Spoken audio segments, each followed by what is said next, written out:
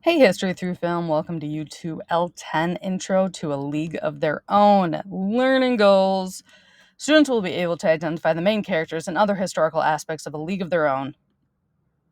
So here is the IMDb summary of A League of Their Own. So during World War II, sisters Dottie and Kit joined the first female professional baseball league and struggled to help it succeed amid their own growing rivalry.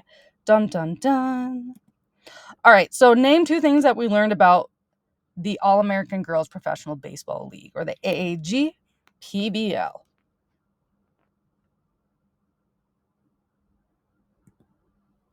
So there was a lot, right? So how it got started with World War II is because baseball was a big form of entertainment. Men were being drafted, so the women instead played the baseball. Wrigley was a big part of that. Women were coming from all over the country, including Canada as well. And they had to be ladylike. They had to dress in uniforms. They had makeup. They had charm school. Individual interviews with some of the players that we read about, both in the documentary and the reading, and a lot more. So let's learn about some of the characters and some vocab from the movie. So time skipping a little bit. So this movie came out in 1992, but 90% of the movie is during World War II, which was about 1943. At the beginning and at the end, you will see that the time skips to 1988 as more of like a quote unquote present day representation. And it's also when the women were introduced in the Baseball Hall of Fame was in 1988. So that's why like the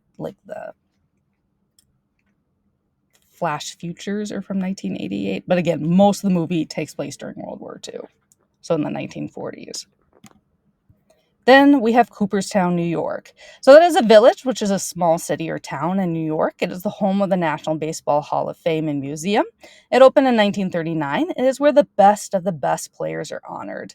And if anyone's been there, that'd be really cool. You should email me and let me know how it was. I have not been there. Here's where Cooperstown is. It's just kind of right here in the middle of New York. So New York City's down here. So this is like upstate New York. So it's pretty much just country. And this is what the Hall of Fame looks like. Just kind of this big brick building. And then you have all the plaques here on the walls.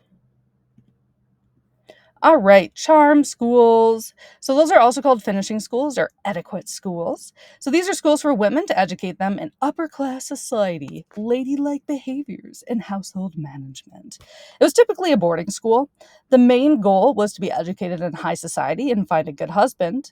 The last one closed in the United States in the 1970s. So they've been gone for a while, but not forever. Today, there are still classes that youth can take on like table manners, posture, speech, stuff like that, but it's not like a full time school anymore. And apparently, there's a Barbie movie that's about a charm school, which I find okay, interesting since they don't actually exist anymore. All right, Life magazine. So this magazine started in 1883. From the 1930s to the 1960s, it was the US's most popular magazine. And it focused on news stories, interviews with important people, and photojournalism. So all the characters in the movie are fictionalized, meaning they're not real. So we talked about Gladiator before. Like there's some characters in there that like were like kind of based on real people, but there was, some differences. In this movie, all the characters are fictionalized. So the first one would be Dottie Hinson. So she is played by Gina Davis. Dottie lives in Oregon and is a dairy farmer. She is a very talented baseball player. She is married to a guy named Bob Hinson, who is a soldier in Europe during World War II. And she has a younger sister named Kit Keller. Here's Kit. So she is played by Lori Petty. She also lives in Oregon, and she's a dairy farmer like her sister. She's also a baseball player, and she usually is the pitcher. She is not married in the movie and has an older sister named Dottie. Jimmy Dugan. So he is played by Tom Hanks. He is a former MLB player, and he is known for hitting home runs. His career ended due to a bad knee. He then turned to alcohol, and he is the manager of the Rockford Peaches. Then we have May Mortabito. So she is played by Madonna. So just kind of like off topic, but not super off topic. Do y'all know who Madonna is even? And if you don't, that's okay. Just say you don't know who she is. I'm just completely curious. So Madonna was an extremely popular pop artist. Um, like really popular. She's popular mostly in the 80s, but she's still alive and around today. She had popular songs like a Virgin, Material Girl, La Isla Bonita, and Like a Prayer. She is known for her songs, dancing, and some interesting fashion choices. So she would be on the popular scale of like what Taylor Swift is today. And she also has fashion choices like Sabrina Carpenter, for say. All right, so let's talk about her character though. So her character in the movie is named May Mortabito, again played by Madonna. She's a center fielder for the Rockford Peaches. She is BFFs with Doris Murphy, which I'll talk about in just a second. She likes to flirt with the audience and the men, and she's also kind of seen as the risque character. Then we have Doris Murphy. So Doris Murphy is played by Rosie O'Donnell, who is also a comedian and a talk show host. She plays third base for the Rockford Peaches. Doris is short-tempered, and she is BFFs with May. And we have Evelyn Gardner. So that's played by Biddy Schramm, and she's the right fielder for the Rockford Peaches. She brings along her son named Stillwell Angel Gardner to her baseball games. So Stillwell Angel Gardner is Evelyn Gardner's son. Uh, he travels with them when they go to baseball games. He is seen as a wild child, although Evelyn calls him her little angel. And everyone on the team pretty much just hates him. Then we have Marla Hooch.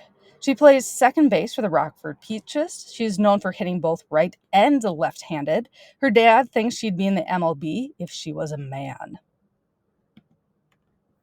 And there's a bunch of other Rockford Peaches players too, but I won't go through them all. If you want to like actually look at the names and list of people, there's a Wikipedia page, but you probably won't need to. Those are kind of the mainish characters that I just went through. All right, we also have Ernie Capadino. That is played by John Lovitz. And he's the talent agent for the AAGPBL. So like he goes around and he travels and sees like rumors and like the stars of the local baseball teams and tries to scout out the women to play in the AAGPBL. We also have Ira Lowenstein. So he's the general manager for the AAGPBL. He communicates between the teams as well as Mr. Harvey. Walter Harvey, also called Mr. Harvey, he's based on the in real life person of Philip Wrigley, which we talked about a few lessons ago. He owns a candy bar company versus Wrigley owned a gum company. And he owns the men's Chicago baseball team. So again, based again on the Chicago Cubs, which Philip Wrigley owned in real life. And he starts the AAGPBL in the movie.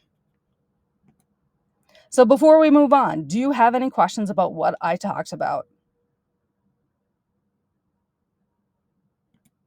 All right, let's wrap this up. Today, we learned about Cooperstown, New York, Charm Schools, Life Magazine, Dottie Hinson, Kit Keller, Jimmy Dugan, May Mortabito, also Madonna, Doris Murphy, Evelyn Gardner, Stillwell, Marla Hooch, Ernie Capadino, Ira Lowenstead, and Walter Harvey. Next up, you're going to watch U2-L10, A League of Their Own. You're going to continue that with 12, 13, and 14. There will be 5 questions per video, and I'll be grading on what questions you get right or wrong. You'll listen to me again after that and U2-L15 when we're going to talk about Jim Crow. And just a reminder that I have shortened the title A League of Their Own to ALOTO. And if you have questions or comments or simply want to learn more, please let me know. I'm more than happy to help you out. All right, thanks for watching. Bye.